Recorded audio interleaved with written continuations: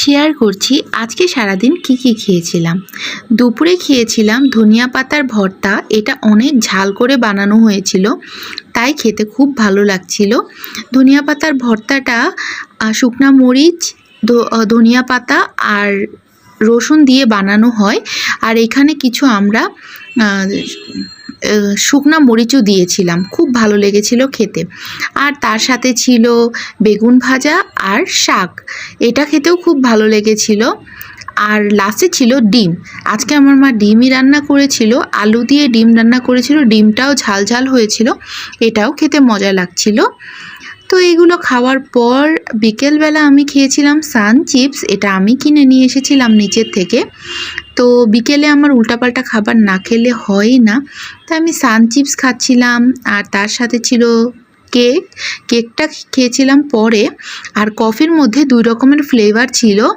আমি খেয়েছিলাম এই ব্লু কালারটা, এটা অনেকটা ক্যাপুচিনো টাইপের একটা ফ্লেভার আসে, যেটা খেতে খুবই মজা লাগে। কিন্তু এটা হচ্ছে লাটে কফি, আসলে কালারটা একটু সাদা সাদা হয়, বাট ঘ্রাণটা খুবই সুন্দর হয়। এই ছিল আজকে আমার সারাদিনের খাওয়া দাওয়া।